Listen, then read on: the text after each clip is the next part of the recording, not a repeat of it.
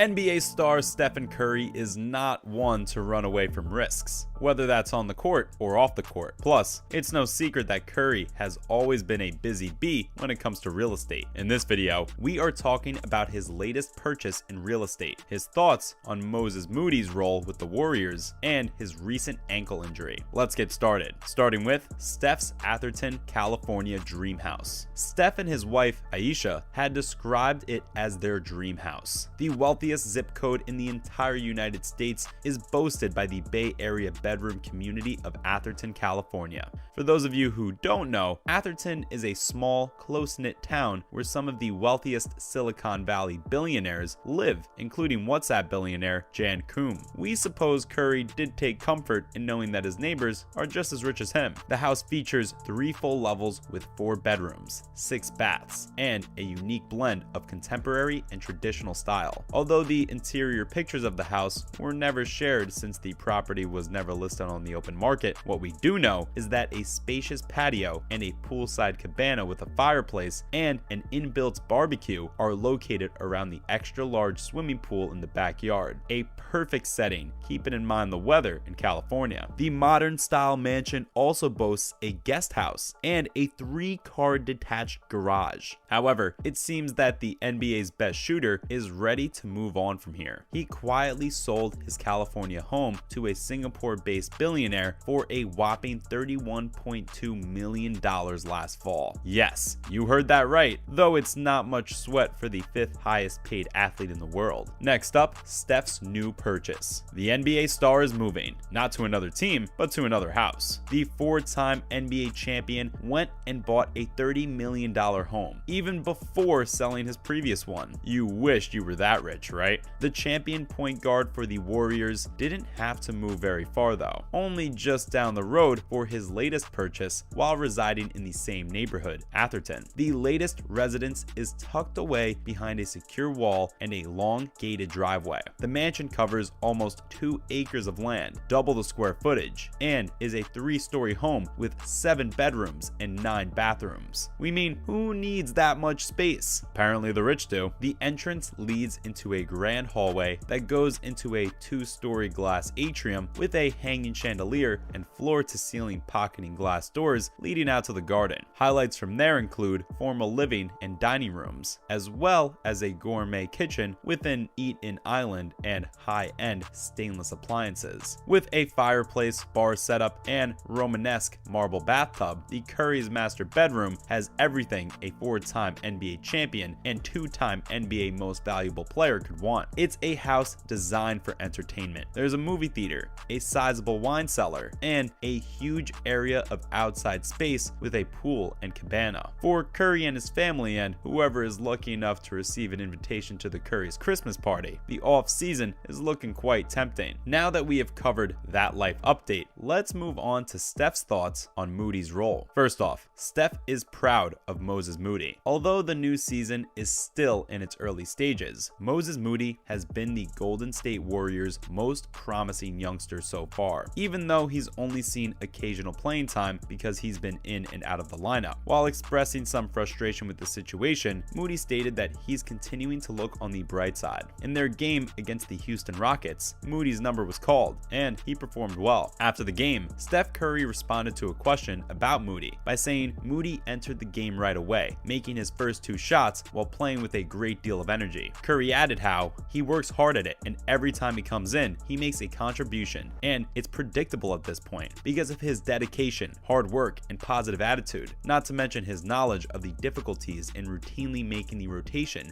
You can feel his presence out there. Curry continued to say that Moody plays great whenever he gets the chance, even though that doesn't happen every night. On a different occasion, Curry had praised Moses' work ethic and even said that he hopes there's a documentary on the guy to show how Moody prepares for the season, the behind the scenes, how he works, and just the consistent effort he puts every day, not knowing if he's even gonna play the next day. Following that, Moody talks about what he's learned from Steph. Moses' first year in the NBA went as well as any rookie can hope for. Moody took advantage of the chance to take in Steph Curry's greatness, and he found that in the long run, using his eyes as opposed to asking questions was better for him. He went on to state that Steph is kind of an introverted guy, guy, and if he asked the greatest shooter of all time tips on how to shoot, then he might tell him what his trainer tells him. But if he observes and sees how Curry shoots, then he gets a much more realistic feedback. Moody used to think that if you work hard right now, then you'll be great later, and you won't have to work as hard. But after witnessing Steph in all his greatness, his views have definitely changed. The Warriors rookie has stated that Steph works harder than the dudes that are just getting there, and is working harder than the other younger players, and that is why he continues to be the best player in the NBA. So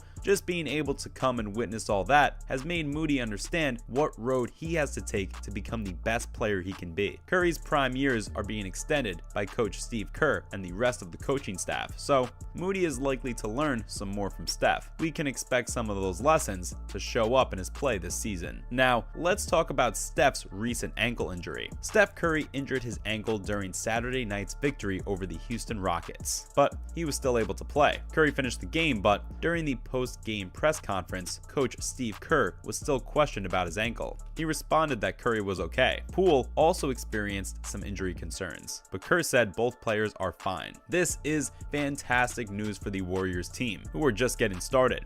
Although there are some unanswered questions regarding the roster, and they've been in danger of blowing some significant leads. The club is winning, and that's all that matters. The Warriors were successful on Saturday, thanks in large part to another outstanding performance by Andrew Wiggins and another 30-point game from Curry. The pair has been outstanding this year and are a major factor in the Warriors' recent turnaround. The fact that Steph Curry is performing at MVP level always lifts his teammates. They are lucky to have escaped a potential crisis with Curry's ankle when he is doing this well. It appears that he avoided any serious injuries. However, his ankle will probably be evaluated in some way. The Warriors need their MVP, and he once again demonstrated on Saturday that he is performing at a high level. However, this is not the first time Steph Curry has gotten injured in a match. Besides winning championships, the point guard knows what it's like to go under the knife. December of 2010 saw the first of his injuries. Since then, he has been plagued by his right ankle. Curry suffered an ankle injury in the middle of the preseason before his second NBA season, which required him to play through it until the end of last year. He had to undergo surgery to repair the ligaments later. He had a lot of ankle issues throughout the 2011 season, which led to off-season surgery to repair and strengthen torn ligaments. The same ankle was twisted and sprained numerous times during the 2012 season, which ended with a second surgery to remove scar tissue. He missed 4 games in 2013 due to the same injury. Curry was able to go 3 years without experiencing any serious ankle problems, but his happiness was fleeting. He missed 2 games in 2016 after spraining his ankle in the opening contest, but he recovered in time to play in the championship game. Thank God for that. Steph only played 51 games in the 2017 to 2018 season as a result of 4 further ankle injuries. A few minor injuries happened in the 2018 to 2019 season, but nothing the basketball legend couldn't handle. His injury history is most scary due to its Groundhog Day-like nature. He doesn't just experience one nagging injury after another. The same ankle has undergone the same terrible twists and turns, and the same outcome has occurred every single time. Hopefully, it doesn't cause any hindrance for him or the Warriors this season. That's a wrap for this video. Thanks for watching. So, what are your thoughts about Steph Curry's latest purchase? Let us know in the comments below. And as always, remember to like and subscribe if you want to see more content like this. We'll see you next time.